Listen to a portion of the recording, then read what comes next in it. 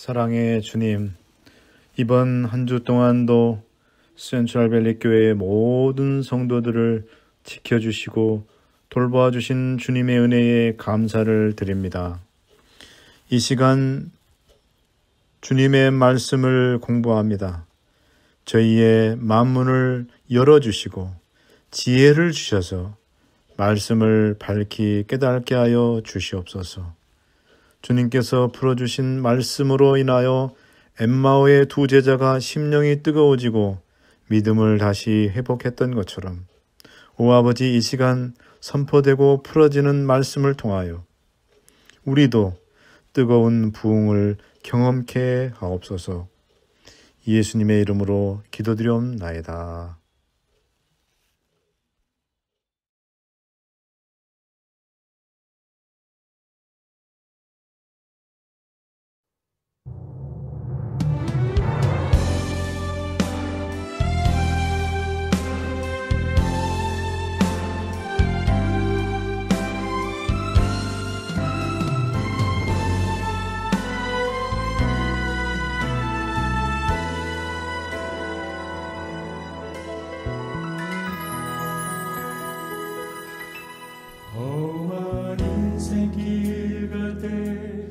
집에 눌려 끝없는 고통 몰려올 때 주가 베푸신 그 길 깨닫지 못해 저 깊은 절망에 나 방황하였네. 험한 폭풍 몰아쳐도 주의 얼굴 바라보리라. 주의 능력 의지하며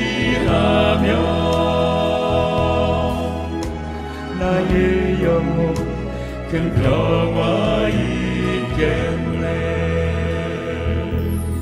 사막 지나갈 때에 생수 주시고 폭풍 속에서 보호하네.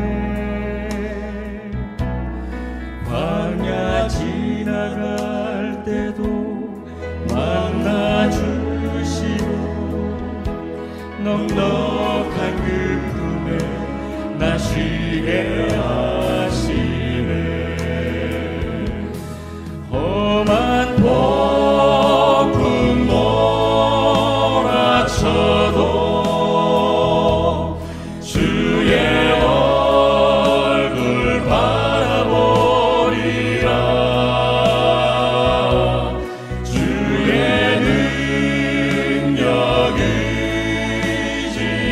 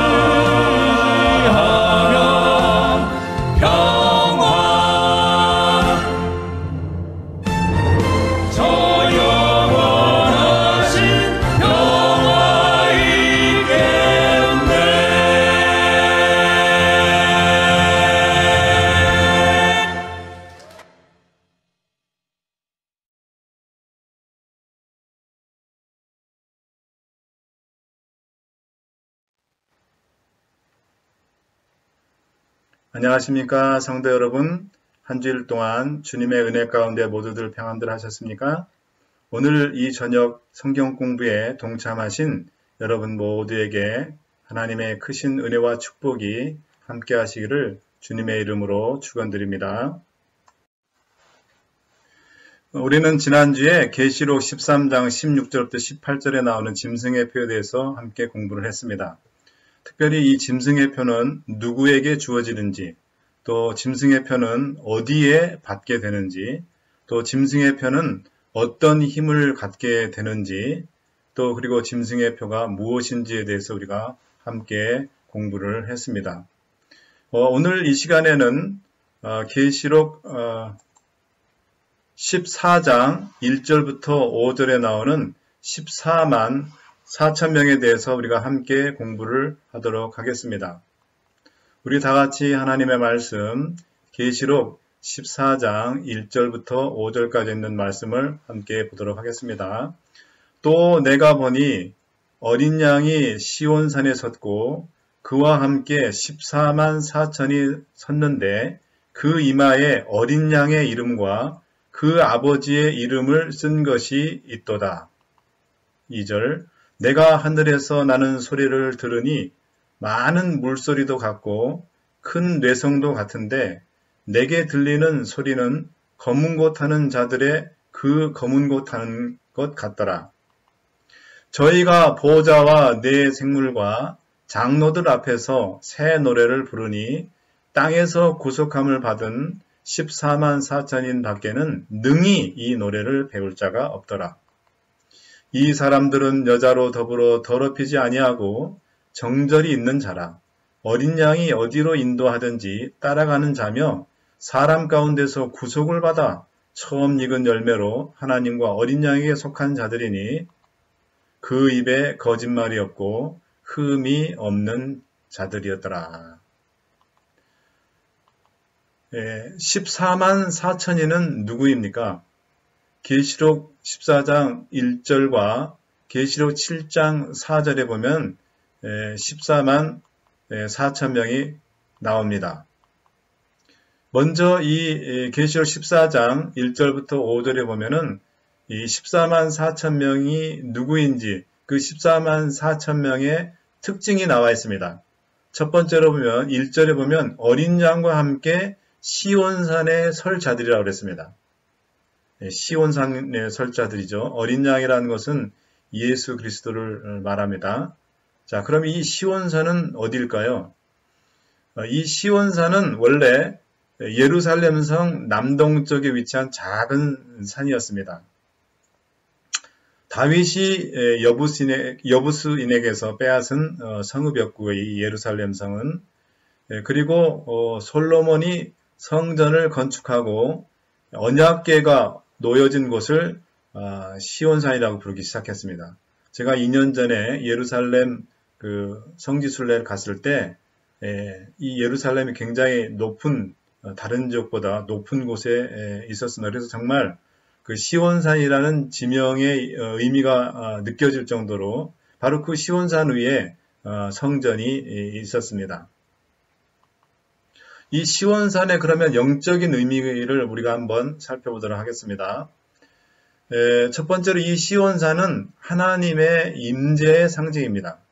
출애굽기 25장 8절에 보면은 내가 그들 중에 거할 성소를 그들을 시켜 나를 위하여 짓되라는 그런 말씀이 있는데 솔로몬이 성전을 짓고 특별히 하나님의 임재가 있는 그 성전 중에 바로 그 법궤가 언약궤가 놓여있던 자리가 바로 이 시온산이라고 방금 우리가 봤죠. 그렇기 때문에 이 시온산이라는 곳은 하나님의 영광이 있는 곳, 하나님의 임재가 있는 곳이 바로 이 시온산이 되겠습니다. 두 번째로 이 시온산은 시편 134편 3절에 의하면 하나님의 축복의 통로입니다. 시편 134편 3절은 이런 말씀이 있죠. 천지를 지으신 여호와께서 시온에서 내게 복을 주실지어다 그랬습니다. 그렇기 때문에 이 시온산은 바로 하나님의 축복이 임하는 축복의 장소, 축복의 통로라고 볼 수가 있습니다. 마지막으로 이 시온산의 영적인 의미는 바로 하나님의 구원이 베풀어지고 하나님의 구원이 이루어지는 그런 장소가 되겠습니다. 시편 53편 6절은 이렇게 말하고 있습니다. 시온에서 이스라엘을 구원하여 줄 자가 누구인고 하나님이 그 백성의 포로된 것을 돌이키실 때에 야곱이 즐거워하며 이스라엘이 기뻐하리로다 그랬습니다.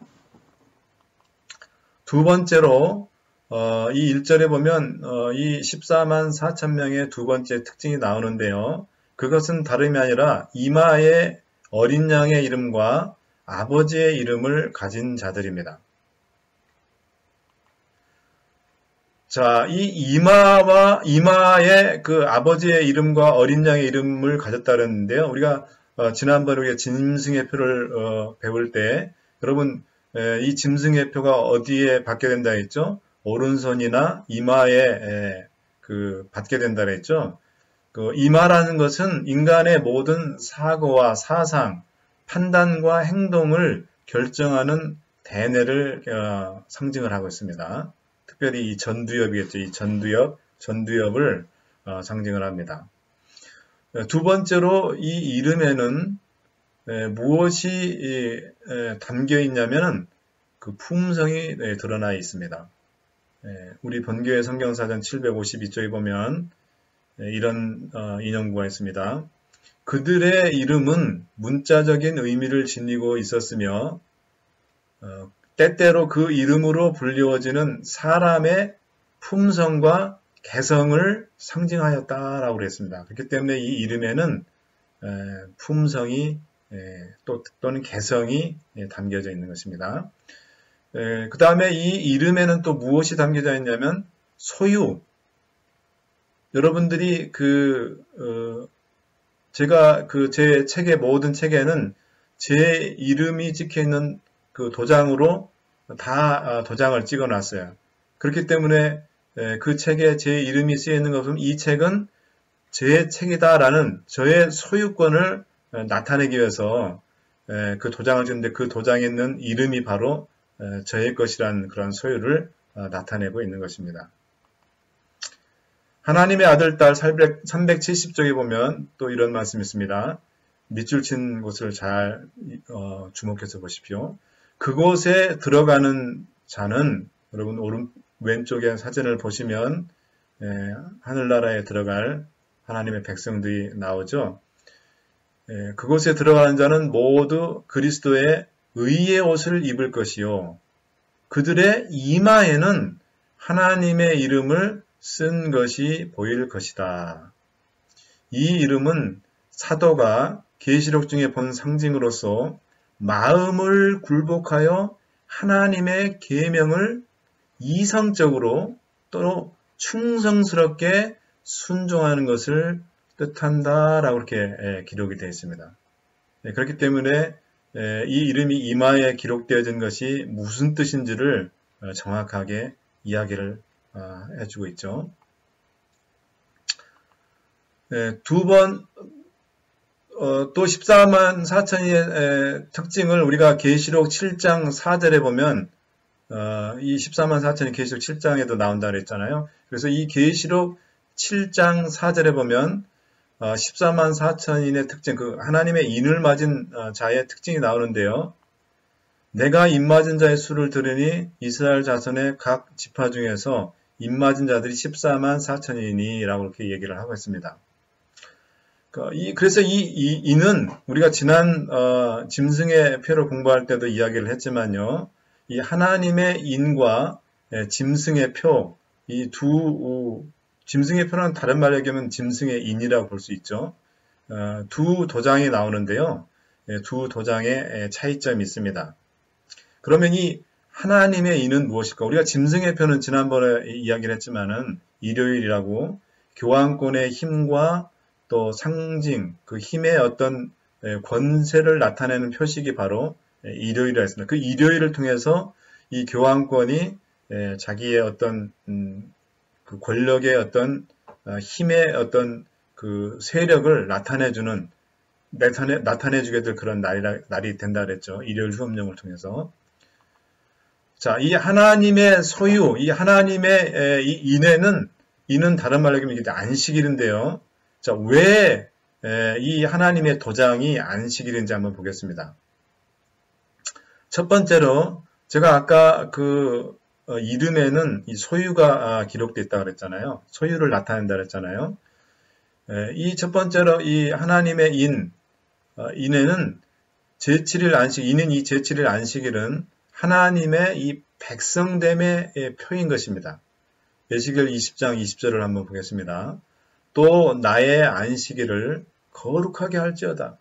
이것이 나와 너희 사이에 표징이 되어 너희로 내가 여호와 너희 하나님인 줄 알게 하리라 하였느니라. 안식일이 뭐라고요? 너와 나 사이의 표징이라 그랬어요.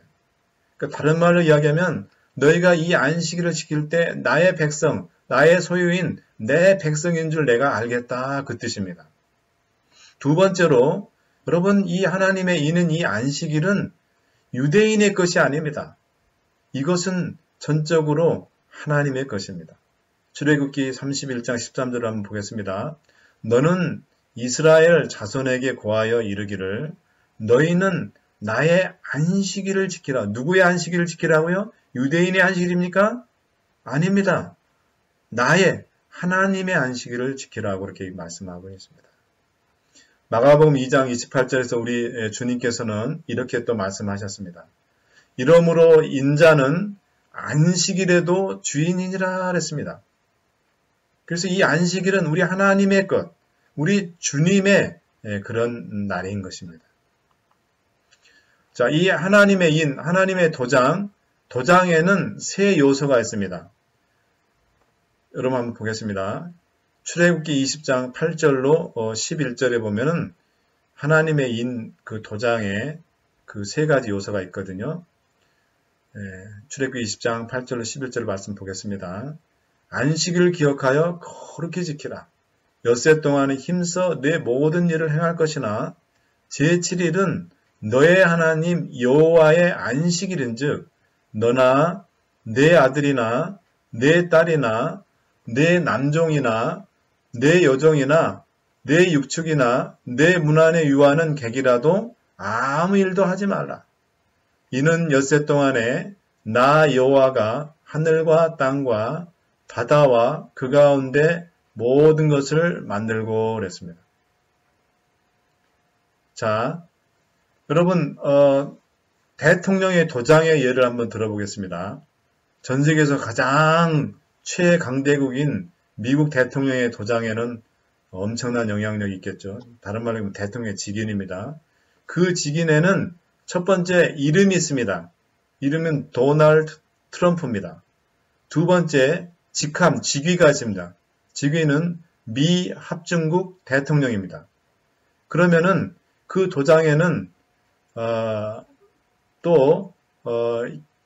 그 대통령이란 직함을 가지고 있는 사람의 그 통치 영역이 나오죠. 그 통치 영역은 미 합중국, 유나이티드 스테이츠가 되겠습니다. 자, 그러면은 하나님의 도장에도 역시 이 세 가지 요소가 나옵니다. 첫 번째, 이름이 나오는데 그 이름이 무엇입니까? 10절에 하나님 여호와라 그랬습니다. 하나님 여호와. 그리고 직위는 뭘까요? 직위. 우리 하나님의 직위는 하늘과 땅과 바다와 그 가운데 모든 것을 만들었다 했으니까 창조주세요. 창조주. 타이틀이죠. 타이틀. 직위는 창조주시고, 그러면 우리 하나님의 이 통치 영역은 어딜까요? 하늘과 땅, 온 우주가 바로 하나님의 통치의 영역이 되겠습니다. 그렇기 때문에 이 안식일에는 하나님의 인의 세 요소가 담겨져 있습니다. 이름, 직위, 통치 영역, 이 세 영역이 세 가지 요소가 담겨 있는데, 특별히 출애굽기 20장 8절로 11절 있는 말씀을 보면 우리가 그것을 정확하게 확인할 수가 있겠습니다. 자, 하나님의 인은 안식이라 그랬는데요. 대쟁투 452쪽에 보면 이런 말씀이 있습니다. 하나님의 율법의 인은 넷째 계명에서 발견된다. 10계명 중 넷째 계명만이 율법을 주신 분의 이름과 칭호를 나타내고 있다. 이 넷째 계명은 하나님께서 창조자이심을 주장하고 있다. 그래서 이 대쟁투 452쪽에 보면 바로 하나님의 이 도장인 안식일에 도장의 세 요소, 하나님의 이름이 있고 또 하나님의 그 직위가 있고 또 하나님의 통치 영역이 담겨져 있다는 것을 우리가 이 각시대 대쟁투 452쪽을 보면 잘 알 수 있겠습니다. 자, 그 다음에 이제 세 번째로 이 14만 4천 명의 특징이 3절에 나오는데요. 이들은 모두 어린 양 앞에서, 예수 그리스도 앞에서 새 노래를 부를 자들이라고 얘기하고 있습니다. 계시록 15장 2절 3절 함께 보겠습니다. 짐승과 그의 우상과 그의 이름의 수를 이기고 벗어난 자들이다. 그래서 3절에 보면 이들은 하나님의 종 모세의 노래, 어린 양의 노래를 부르겠다 이렇게 나오고 있습니다. 계시록 7장 14절은 이 14만 4천 명들은 큰 환란에서 나오는 자들이라고 이야기를 하고 있습니다. 그렇기 때문에 이 말씀들을 종합해 볼 때 이 새 노래는 14만 4천 명들이 부를 모세의 노래, 어린 양의 노래, 즉 승리와 구속의 노래입니다. 자, 이제 네 번째로 이 14만 4천 명의 특징이 어떤 특징이냐면 4절에 보면은 여자로 더불어 더럽히지 아니한 자들이라고 했습니다. 여러분 우리가 공부한 것처럼 앞서서 우리가 계시록 앞선장에서 공부를 한 것처럼 성경에는 두 처녀가 나오죠. 첫 번째 처녀는 정결한 처녀가 나오고 두 번째 처녀는 음란한 여자, 음녀가 나옵니다. 정결한 여자는 계시록 12장 1절부터 6절, 13절부터 16절에 나오고요. 이 정결한 여자는 바로 여러분 그림 보시겠습니다. 왼쪽에 있는 그림 보시면 하나님의 참 교회를 상징하고 있습니다. 오른편에 이 음녀는 계시록 17장 1절부터 6절에 나오는데 이 음녀는 배교한 교회 또는 타락한 교회라고 우리가 볼 수가 있습니다. 그래서 이 14만 4천인들이 여자로 더불어 더럽히지 않았다는, 그러니까 음녀로 더불어 더럽히지 않았다는 말은 이들은 하나님의 말씀으로부터 떠나서 배도의 길을 걷고 있는 타락한 교회들의 어떠한 가르침을 따르지 않는 그런 하나님의 백성들이라는 것을 말해주고 있고요. 또 두 번째로 이 14만 4천 명들은 이교의 가르침이나 또는 어떤 하나님의 말씀이나 하나님의 진리보다는 교회의 전통이나 권위로 만들어진 그런 가르침은 버리고 오직 성경 말씀에만 순종함으로써 남편 대신 그리스도에게만 온전히 충성을 바치는 그런 사람들이 바로 이 14만 4천 명입니다.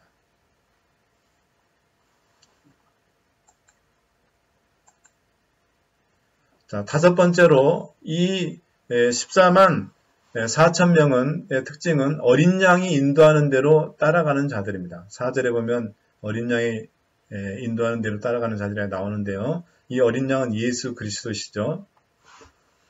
주님은 지상에 어린 양이 어디로 인도하든지 따라가는 한 백성을 갖고 계신다. 그는 바알에게 무릎을 꿇지 않는 사람 수천 명을 갖고 계신다. 그들이 그와 함께 시온산에 설 것이다. 이 14만 4천 명이 시온산에 주님과 함께 설 자들이 있죠. 그들의 특징은 어린 양이 어디로 인도하든지 따라가는 백성들이라는 것입니다. 리뷰& 앤 헤럴드 1898년 4월 12일자 리뷰&앤 헤럴드에 보면은 이런 말씀이 있습니다. 여러분 우리가 과연 이 말씀대로 따라가는 그런 자들인지 한번 생각해 보십시오. 발작적으로 혹은 변덕스럽게 그를 따르는 자가 되어서도 안 되고 자기에게 이익이 될 때만 따르는 자가 되어서도 안 된다. 그분을 따르기로 결단을 내려야 하며 양이 목자를 믿고 따르는 것처럼 매일의 생활에서 그분의 모본을 따라야 한다. 어디에서요? 매일의 생활에서 예수님의 모본을 따라야 한다. 그의 생활 습관은, 예수님의 생활 습관이 나의 생활 습관이 되어야 한다. 이런 방법으로 그와 같이 되려고 노력하고 우리의 의지를 그분의 의지와 일치시키려고 노력할 때 우리는 어린 양 되신 그분을 드러내게 될 것이다. 그랬습니다. 자, 그러면 우리가 이 14만 4천 명들은 어떻게 또 왜 어린 양을 따라가야만 하는 것입니까? 첫 번째로 요한복음 1장 1절로 3절에 보면 어린 양이신 예수님이 우리를 창조하시고 생명을 주신 분이시기 때문에 어린 양을 따라가는 것입니다. 두 번째로는 베드로전서 2장 24절에 보면 어린 양이신 예수님께서 우리의 구속을 위해서 죄값을 대신 갚아주신 분이시기 때문에 우리가 어린 양을 따라가야 되는 것입니다. 세 번째로 로마서 8장 34절을 보면 어린 양이신 예수님께서 우리를 위해 하나님 앞에서 중보자가 되어주시기 때문입니다. 그렇기 때문에 우리가 어린 양을 따라가야 되는 것입니다. 여섯 번째로 이 14만 4천 명은 4절에 보니까 처음 익은 열매라고 그랬습니다. 출애굽기 23장 19절에 보면 너의 토지에서 처음 익은 열매의 첫 것을 가져다가 너의 하나님 여호와의 전에 드릴지니라. 너는 염소 새끼를 그 어미의 젖으로 삼지 말지니라 그랬습니다. 자, 이 처음 익은 열매의 영적인 의미를 한번 보겠습니다. 이 처음 익은 열매라는 것은 예레미야 2장 3절에 의하면 성소에서 하나님께 드려진 수확의 첫 열매들이었습니다. 두 번째로 이 14만 4천인들은 하나님의 특별한 헌물로서 하나님께 성별된 구속받은 성도들임을 상징하는 말입니다. 야고보서 1장 8절에 보면 이 14만 4천인은 하나님께 드려진 특별한 헌물로 드려진 구원받은 성도들이라는 것을 우리가 알 수가 있습니다.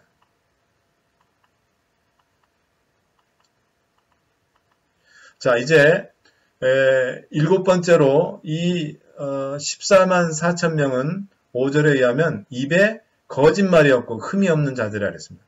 요한일서 2장 4절 한번 보겠습니다. 저를 아노라 하고 그의 계명을 지키지 아니하는 자는 거짓말하는 자요 진리가 그 속에 있지 아니하되 그랬습니다.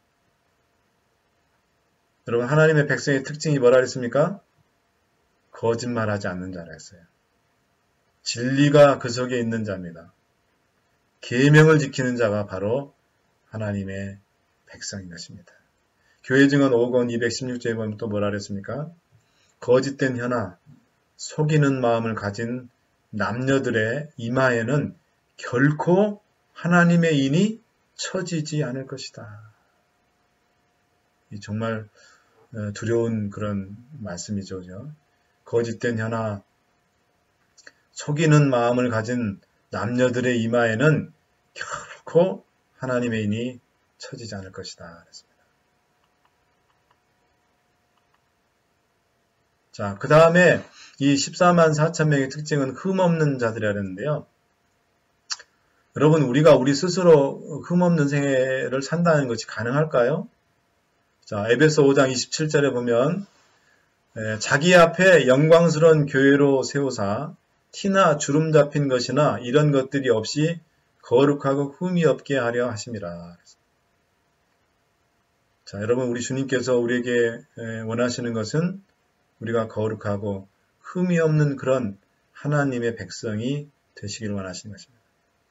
골로새서 1장 22절에 보면 이제는 그의 육체의 죽음으로 말미암아 화목하게 하사 너희를 거룩하고 흠없고 책망한 것이 없는 자로 그 앞에 세우고자 하셨으니 라고 했습니다. 주님께서 우리에게 티나 주름 잡히지 않고 또 그래서 거룩하고 흠이 없는 또 책망할 것이 없는 그런 자가 되기를 원하시는데 이렇게 사는 생애가 우리 스스로 우리 자신의 힘으로 과연 가능할까요? 불가능합니다. 정로의 계단 23쪽에 보면 이런 말씀이 있습니다. 우리의 마음은 악한데 우리는 그것을 고칠 수 없다. 여러분 우리의 마음을 주름 잡히고 흠이 있고 거룩하지 못한 우리의 마음을 우리 스스로 고칠 수 있다 그랬습니까? 고칠 수 없다 그랬어요. 다만 교육과 수양과 의지력의 연단과 인간의 노력은 각각 상당한 분한을 가졌으나 이것들이 궁극적으로 종국적으로 마음을 변화시키는 일에는 무력한 것이다 그랬습니다. 일정 부분 교육과 수양 또는 의지력 또는 인간의 노력이 일정 부분 도움이 될지는 모르지만 결론적으로 본질적으로는 우리의 마음을 변화시키는 일에는 무력하다는 것입니다. 시대의 소망 324쪽에 보면 자, 그렇다면 우리가 어떻게 하면 흠없고 주름 잡히지 않은 거룩한 그런 하나님께서 원하시는 그런 생애를 살 수 있을까요? 시대의 소망 324쪽에 보면 이런 말씀이 있습니다. 그러나 순간마다 자신을 굴복시키므로 하나님과 산 연락을 가지지 않는다면 우리는 정복당할 것이다. 우리가 우리 자신을 누구 앞에 굴복시키라고요? 하나님 앞에 십자가 앞에 굴복시키고 하나님과 그리스도와 연결, 이게 산 연락이라는 것은 연결입니다. 어떻게 해요? 성령의 능력을 통하여 우리가 기도와 말씀을 통하여 하나님과 연결되지 않는다면 결코 우리 자신을 굴복시킬 수 없다.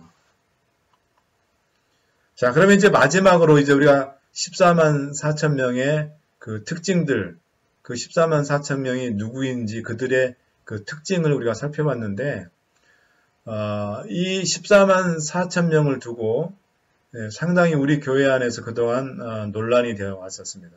이것이 실제 수인가 아니면 어떤 상징을 나타내는 그런 상징수인가 그걸 두고 교회 안에서 논란이 있었는데 현재 우리 교회 입장은 이것은 14만 4천 명은 실제 수가 아니라 상징수로 보고 있습니다.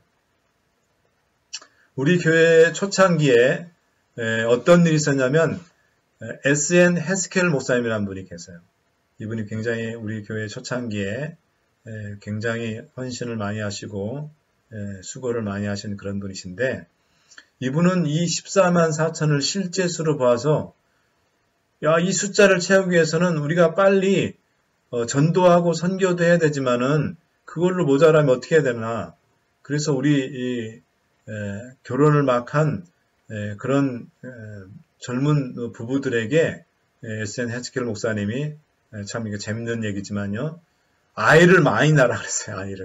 아이를 많이 낳아서 그 14만 4천 그 숫자를 S.N. 헤스켈 목사님이 목회할 때 그 당시에 우리 교회 숫자가 미국에만 있었으니까요. 한 3, 4천 명 정도 됐거든요. 그러니까 그게 아무리 전도를 열심히 한다 해도 어떻게 채우겠습니까? J.N. 앤드류스 목사님 때 이후부터 우리가 해외 선교를 해서 이제 유럽에 선교를 시작을 했는데요. 그렇기 때문에 이 숫자를 채우기 위해서 그래서 이 S.N. 헤스켈 목사님이 빨리 우리 젊은 교회 안의 부부들이 자녀를 좀 많이 낳도록 해야 된다라는 어떤 그런 얘기를 하신 그런 우스갯소리도 있는데요. 자, 그러면 이게 실제 수가 아니라 상징수로 보는 이유가 있습니다.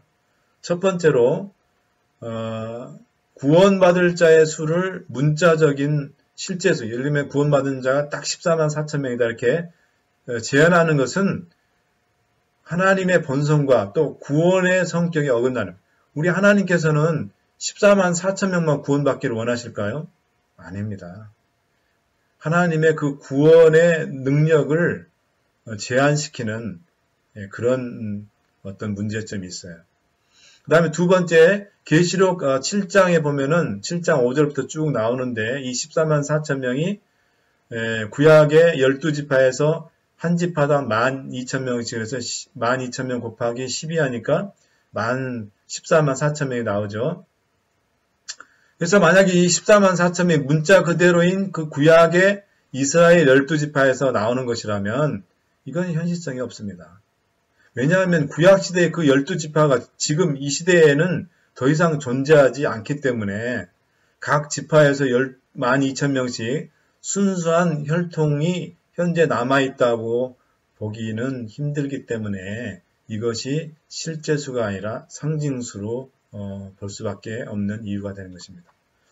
세 번째로 14만 4천 명이 만일 실제 수라면 요한계시록 7장의 많은 부분을 상징이 아니라 실제로 해석해야 됩니다. 그렇다면 실제로 이마에 인을 받는다고 믿어야 하는. 그러나 우리가 잘 아는 대로 요한계시록은 상징의 책입니다. 네 번째로 14만 4천 명이 실제적 수라고 믿으면 현재 살아있는 지구의 인구에 비해서 그 수가 지금 현재 지구 인구가 전 세계 인구가 약 70억에서 80억인데 딱 그 중에서 14만 4천 명만 구원을 받는다 그러면 그 수가 너무 적기 때문에 정말 그 숫자에 들어가려고 정말 강박관념이 생길 수밖에 없을 것 같아요. 정말 치열한 경쟁을 뚫어야 되지 않겠습니까? 이 14만 4천 명을 여러분 신천지도 이거를 사용을 하는데요. 이 신천지도 이 14만 4천 명 실제적인 수라고 봅니다. 그래서 이 신천지가 그렇게 전도에 목을 매고 아주 교묘한 방법으로 전도를 한 이유는 14만 4천 명을 채우려고 했던 거예요. 근데 이들이 그런 아주 그 집요한 전도 방법에 의해서 14만 4천 명을 채우고 제가 듣기로는 지금 한국의 이 신천지 사람들의 수가 약 30만이 된다고 합니다. 그러면 나머지 15만 몇천 명은 그러면 어떻게 되는 거예요? 그래서 이제 뭐냐면 신천지에서 시험을 봤어요. 시험을. 계시록 시험을 봐가지고 이 시험에 합격한 사람만 14만 4천 명에 들어간다. 다른 말로 얘기하면 14만 4천 명을 뽑는 고시를 성경 고시를 뽑은 거죠. 그래서 신문에 의해서 제가 보니까요. 이 시험 준비하려고 이 신천지 사람들이 밤을 새서 몇 달부터 공부를 하고 또 당일날 그 시험장에 있는 그 시험 보러 온 신천지 사람들이 너무 긴장해가지고 왜냐하면 이 14만 4천 명 시험에 합격 못하면 14만 4천 명에 못 들고 결국은 구원받지 못하는 사람이 되는 거잖아요. 그래서 너무 긴장한 나머지 시험 보다가 기절하고 막 졸도하고 그런 사람들이 속출했다고 합니다. 여러분 14만 4천 명은 실제 수가 아닙니다. 상징수입니다. 그 다음에 마지막으로 14만 4천 명이 실제적으로 그렇게 제한된 수이며 특별한 무리라면 하늘에는 14만 4천으로서 구원받은 사람과 그렇지 못한 사람들 사이에 하나의 계급이 형성될 것입니다. 그 계시록 7장에 보면은 그 하늘에 구원받을 자 중에 허다한 무리가 또 나오거든요. 그러면 14만 4천 명과 이 허다한 무리 14만 4천 명을 포함한 모든 하나님의 구원받은 백성을 말하는데 그렇게 되면 이게 특별한 무리가 생각되면 그 안에 또 다른 어떤 그 계급이 형성되는 그런 꼴이 되거든요. 그렇기 때문에 이런 이유들에 볼 때 이 14만 4천 명은 실제적인 숫자가 아니라 상징적인 숫자로 보는 것이 가장 타당하다고 볼 수가 있습니다.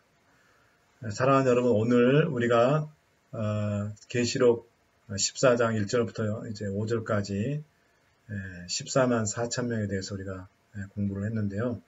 계시록 7장 4절에 나오는 14만 4천 명에 대해서 조금 더 확실하게 이 14만 4천 명의 그 특징들을 더 세분화하고 자세하게 알 수 있게 해준 게 바로 뭐냐면 바로 이 계시록 14장입니다.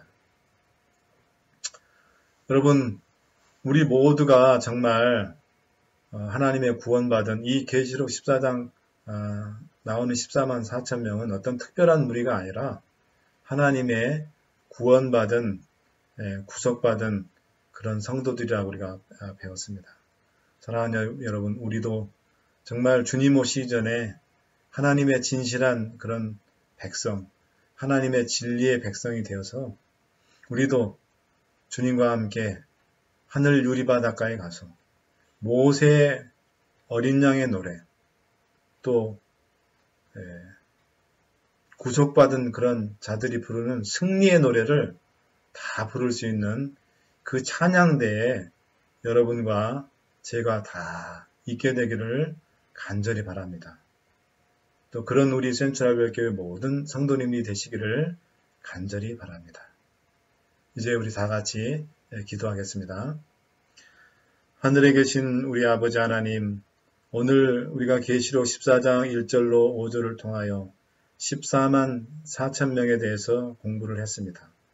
오 아버지, 이 계시록 14장 14만 4천 명은 어떤 특별한 무리, 또 실제적으로 14만 4천 명이 아니라 이 계시록 14장 나오는 14만 4천 명은 정말 하나님의 진실한 백성, 하나님의 구원을 받은 백성, 종국에는 하늘 유리 바닷가에 가서 어린 양 앞에서 어린 양과 함께 어린 양의 노래와 승리의 노래, 구원받은 자들이 부를 그 구속의 노래를 부를 자들이라고 저희들이 배우게 되었습니다. 오 아버지, 오늘 우리의 삶이 계시록 14장에 나오는 14만 4천 명의 그 특징들, 입에는 거짓이 없고 또 흠이 없으며 음란한 여자로 더불어 더럽히지 아니하고 정말 하나님의 편에 서고 어린 양의 그 인도하심을 따라가는 그런 자들이 다 될 수 있게 하여 주시옵소서. 아버지, 이 세상은 이제 마지막을 향해 달려가고 있습니다. 정말 우리가 어떠한 삶을 살아야 될지 우리가 예언의 말씀을 통하여 다시 한번 우리가 우리 자신을 점검하고 우리가 준비된 자로 설 수 있도록 하나님 도와주시옵소서. 오늘 이 안식일도 주님께서 저희와 함께하여 주시기를 바라하며 거룩하신 어린 양이신 우리 구주 예수 그리스도의 귀하신 이름으로 간절히 기도드렸고 원하옵나이다. 아멘.